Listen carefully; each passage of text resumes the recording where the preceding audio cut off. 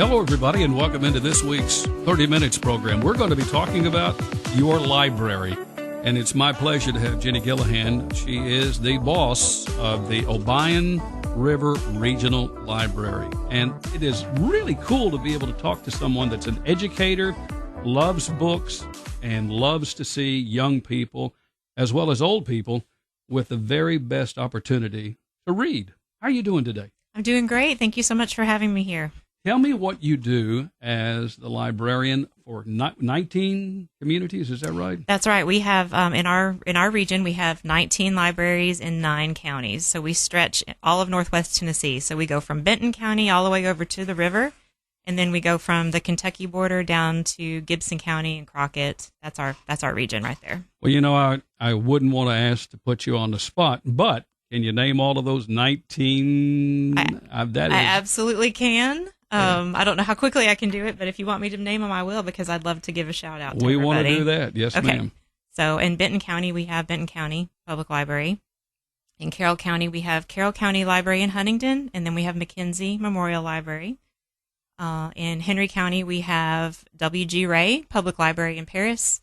And now in Weakley County, we have 5 libraries. So that's the one I always have to try to count on my fingers and remember. Of course, we have Martin Public Library here in Martin, Tennessee. We have Sharon Public Library, Gleason Memorial Library, Dr. Nathan Porter Library in Greenfield, and then we have Ned R. McWhirter Weakley County Library in Dresden.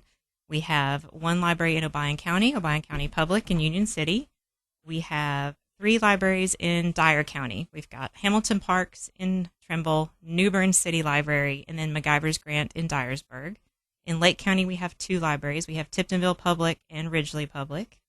In Crockett County, we have Crockett Memorial Library in Alamo. And then in Gibson County, we have 3 libraries. We've got Gibson County Memorial, which is in Trenton. Then we have Mildred G. Fields in Milan and Humboldt Public Library. That's a lot of pages. And I hope that was 19. If I've left anybody out, I will hear about it later, I'm sure. I mean, that's a lot of libraries. It's a lot of service to the community. It's wonderful. Yeah. How'd you get involved in this?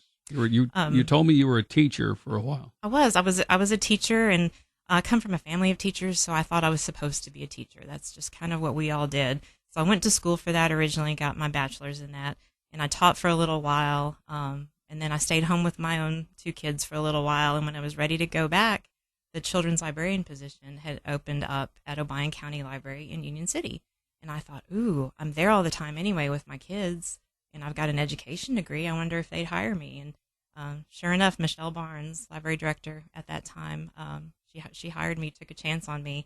It was the best job I ever had. It was that aha moment where I realized this is my career. Libraries are what I was meant to do all along. And so I finally got to do that because to me, it was the best parts of teaching. I had babies all the way through teenagers. And I got to do the good stuff, the fun stuff. And the kids were there because they wanted to be there, not because they had to. So I just absolutely loved it. And I've just kind of moved on from there into other positions until I got to this one. So how did you get to the position of being the director of the Obion River Regional Library? Yes. So I was hired as the assistant director at the regional office back in 2018. And Mary Carpenter was the regional director at that time, and she was my boss and my mentor.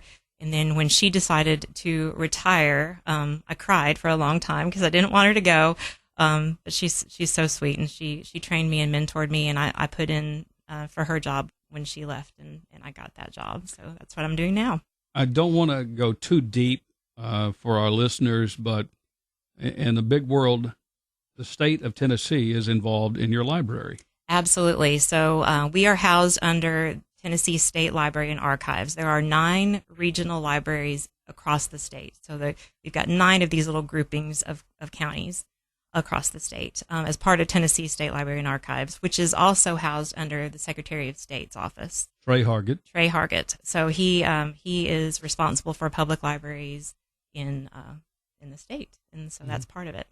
What do you rely on the state for? We rely on the state. We funnel federal funds through the state library to the libraries, to the public libraries, and that comes through our office. So federal funds and state funds. So that's in the form of materials like books, and audiobooks and other materials. We funnel that through our office so they can, the public libraries can purchase things. Then we also have grants that funnel through the state library that the public libraries can apply for and help with things like technology.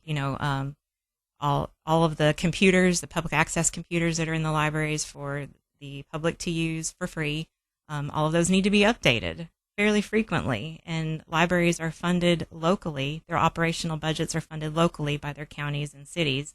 And there's not a lot of money there for things like computers. So they can apply for a matching grant through the state library and get half of that stuff paid for. Jenny, who owns the library? You do.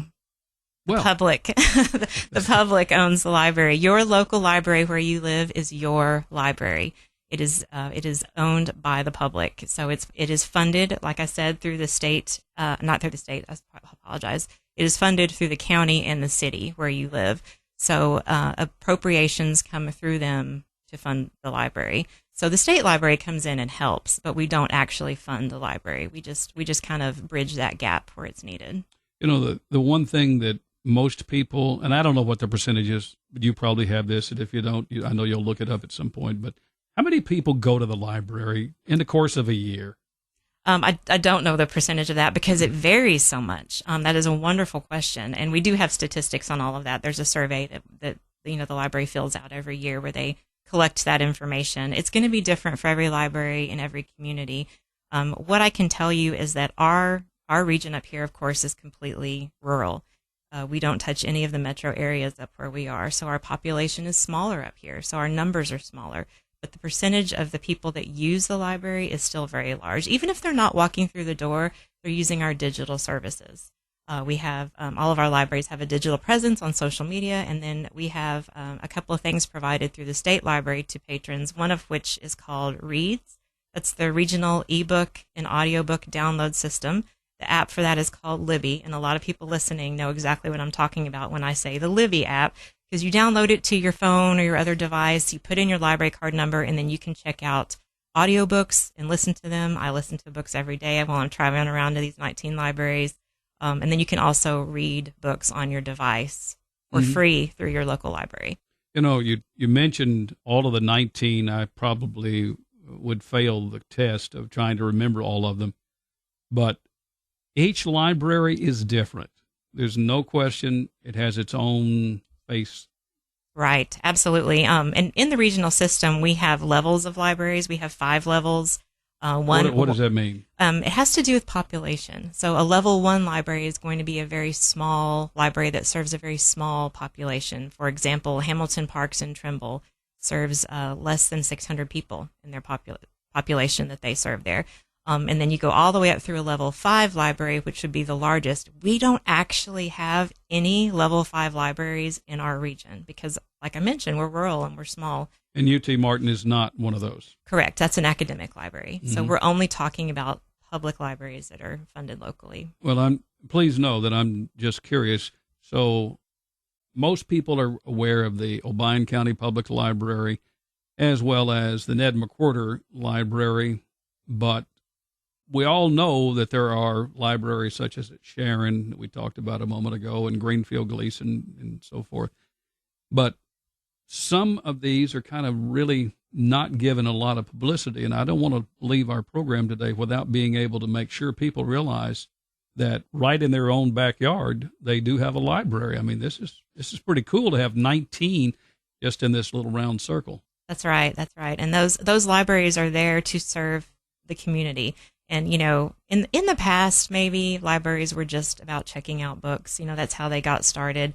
But, living in the times that we're living now, our libraries are providing so much more than that. They're providing programming. They're providing free technology. You can get free Wi-Fi access at every single one of those libraries that I mentioned, the 19 libraries. They all have free Wi-Fi access. You don't even have to go inside the building. If you are in a situation in the middle of the night, you can pull up in front of the library and on your device and have Wi-Fi access and log in and get done what you need to get done. So they're providing things to the community that the community needs. Libraries are growing and changing all the time to provide whatever it is that community needs. Well, we've already had a part of this conversation that I was going to get to, but What does the Obion River Regional Library do for these 19 libraries that is under your umbrella? We serve those libraries in a multitude of ways, one of which is through the funds that I've already talked to you about for materials and things like that, or grants. But we also provide professional consulting and leadership. So I am a library consultant. If any of our libraries need something, they know they can call our office, and one of our staff members will help them with whatever we need. I heard another regional staff member one time refer to us as librarians for librarians. So, we're the ones doing the research. If one of our librarians calls and has a question, we may not know the answer, but we're gonna find out and call them back and let them know. We also provide technological assistance. We have 2 people on staff who will come to the library and help them fix anything that's going on with their technology. Sidebar here, and I'm going to say it out loud. There is no such thing as a library. Thank you. And it bothers me more than anything else when I hear someone say, I'm going to the library. And I don't mean that to be ugly, because a lot of people just don't know. And yeah, right. But, the library, and I've been, since first grade. I mean, I remember going to the school room where I could pick out any book. And it was kind of cool all the way through the 8th grade, and then, of course, the high school. But growing up in Union City and being able to walk up Church Street and go to the old library where the Warners practice law, and there's some other folks that are in that building. But that's how I got introduced. And when I went in, I didn't know what to do other than get the card, and have my name on it. But I went in and I looked for any book that had my name on it. Paul, and I got Paul Revere. That was my first book that I got. Nice. I love that. I love to hear people's stories. And it seems like most people do have a library story. Most people have a memory. Libraries are such a crucial part of our culture in our society, and they're really becoming community hubs. And we need them for all kinds of stuff. And that's why the regional library is there to help, because we provide, the things I mentioned. We also provide training for library staff, training for board members. We help them with cataloging all of the books and equipment. So we do a lot of things to kind of help, like I say, bridge that gap, especially for those smaller libraries that may only have one staff member. So how does a library such as Sharon, we'll use that one, mm-hmm.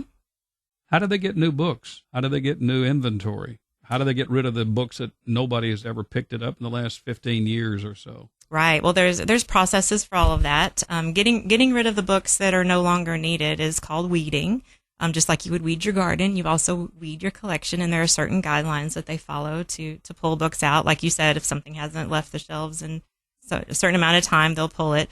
Especially some place like Sharon, where they don't have a whole lot of room. They're going to have to continuously be weeding those books to get the new books in. And now the process for getting the new books, they will work with the cataloger in our office. She's a technical services assistant. That's her official title. They'll work with her. They'll put together a list. They have a collection development policy that their board approves, and so they go by that. They send a list to her. She orders the books for them, and the books are shipped directly to them. Where we used to have bookmobiles, and we used to bring the books to them. What happened to the bookmobiles? I know. Every librarian wishes they had a bookmobile. It's just, we live in a different time now. It's more efficient to order the books for them with our funds, and then the books get shipped directly to them. Nobody has to leave. Okay, so Bob Euchre has just passed away as we talking in these times, and I want a book on Bob Euchre. He was Mr. Baseball. How do I find that book? The best way to do that would be to either call or visit your local library and ask them, and the librarian will try to help you. And here's what's really wonderful about something else the regional system offers. If they do not have a book that meets your needs, they will look it up in the system and find out if another library in the state of Tennessee has that book, and then they will check it out for you from a different library, and it will be delivered to your library through a courier, all provided by the regional system. And then they'll call you when the book comes in, you go pick it up, and then you'll check it out from your library, bring it back to your library, and they will ship it back by courier to the original library that it came from. It's a lot of good service. It really is, yeah. I mean, a lot of people may not realize that. So how do you know what books to put on the shelf? Well, that's kind of a tricky question because, again, it just depends on your community. And the wonderful thing about all of our library directors and all 19 of our libraries is that they are embedded in their communities, and they're constantly talking to their patrons. They're finding out what they want, and what their community wants to be reading, and that's the main thing. And then they're looking at trends, and they're looking at book lists and national bestseller lists and things like that. And this is it's always been interesting to, and I don't know where to begin on this. Religious books, do you have those? Do you have, Sure. Okay. Sure. So tell me about what number of books that you carry. Not the best right words. Okay. So. Well, we carry all kinds of genres, and again, your local library is going to be collecting books that are really for your community. So Christian fiction is a genre that most of our, if not all of our libraries in our region do carry. So that's something that you can look for. A lot of them carry Westerns. A lot of them carry romances. You've got young adult. There's all different genres. So the best way to find out what your library carries is to walk through the door. How do you get kids into the library nowadays? We have so much programming going on for kids at all of our libraries. And in every single one, we've got story time. And story time can be for, babies or toddlers all the way up through school-age kids. We have book clubs, of course, for all ages that you would notice. Homeschool groups go to libraries quite a bit. So we have programming that's happening that's directly geared towards homeschool groups. And then we've got fun stuff happening like Lego clubs where you can go and build with Legos. We have a partnership with Discovery Park over in Union City that involves Legos. Wait a minute. I thought this was all about books. But it's not. It's not. No, it's all about community activities. And the thing is, if you get the kids in there to build with Legos, or you get them in there for the summer reading program where we have entertainment and things like that, then you also get them to get interested in books, and you get them to check out the books while you're there. You've got a captive audience, right? You've got kids sitting there, learning all about the snake that they brought in from Reelfoot Lake or wherever you got your entertainment from. And then you're going to say, well, here's all these books over here about snakes. And you get their interest and you get them reading. When the Martin Public Library opened its doors, let's assume that you hadn't been in there yet. What was your take when you went in? Oh, it's just breathtaking. It's an amazing building. Is this the kind of, I'm trying to be very judicious in my words because I don't want to bother the other 18. But isn't this kind of the crown jewel of this area? Sure, it is absolutely right now, yeah. And it's what we call a 21st century library. So you walk in there and you're going to find things you never knew that you always wanted. You know what I mean? You've got a maker space with a kitchen, and that you can do all kinds of things with sewing machines and all kinds of the Cricut machine and everything. You can go upstairs and there's a recording studio, so people can book time in there and record their own songs and things like that. They've got a library of things at Martin where you can check out musical instruments, you can check out gardening tools, cake pans, anything like that. And we're seeing that across the board at a lot of our libraries too. But that facility, of course, it's our crown jewel in our region right now. Just tuned in. Thank you for joining us. We are talking with Jenny, and she is telling us more and more about the Obion River Regional Library and what it does. What really, Jenny Gillihan, what is it that the big picture that you have to do every single day? You're on focus to do what? Well, I say that my job is really putting out fires. And I don't mean that in a negative way, because I love it. That's what we do. So, we have every single day, we have calls or emails coming in from our public libraries with questions or concerns. We also attend library board meetings, and with 19 libraries, you've got several board meetings every week that you attend. We do that as consultants.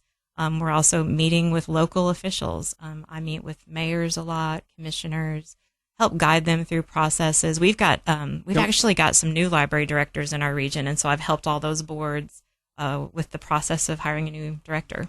Let me pause for just 1 second. You said something that made my ears listen a little more closely, and that is people coming in to the library, such as city board members or mayors or state representatives or whomever it may happen to be.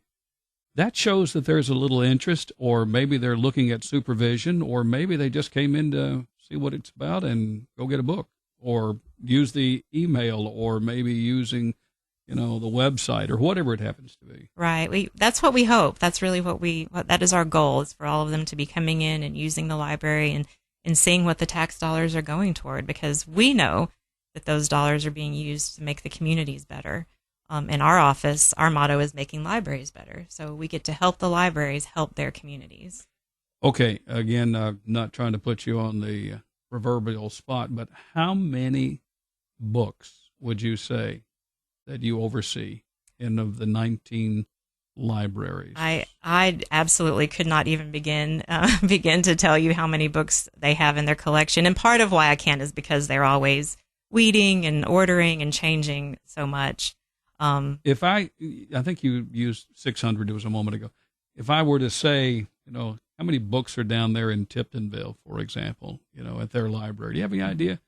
Can you, by that, come able to say, yeah, we've got 3,000 different kinds of... No, but we do keep track of that. So if I had my laptop sitting here, I could pull that up for you right now and tell you exactly the numbers. One of the things that we do is help them keep track of stuff like that. So they've got reports that they fill out every month and things like that, where we keep really good tabs on exactly what they have. Got to take care of the inventory. That's right. That's right. Ever had any problems with water coming in on your books or any of those kinds of things? Well, you just mentioned Tiptonville, and it's funny that you should, because yes, last year when we had that really big ice storm, across all of Tennessee, really, there was a pipe that burst in Tiptonville, and it was tragic because they did lose a lot of books. But I like to use it as an example of what to do, because they kept such good track of their inventory. And all of their records in their cataloging system, that they were able to go in there actually for their insurance company and get an exact list of every single book that was damaged and the cost of every single book that was damaged for their insurance company. So by doing that, by keeping these records that we help them keep every month, we're helping them should a disaster occur like that. You ever get any complaints about what books you carry that they don't think that you should be carrying that book that's got ugly words in it?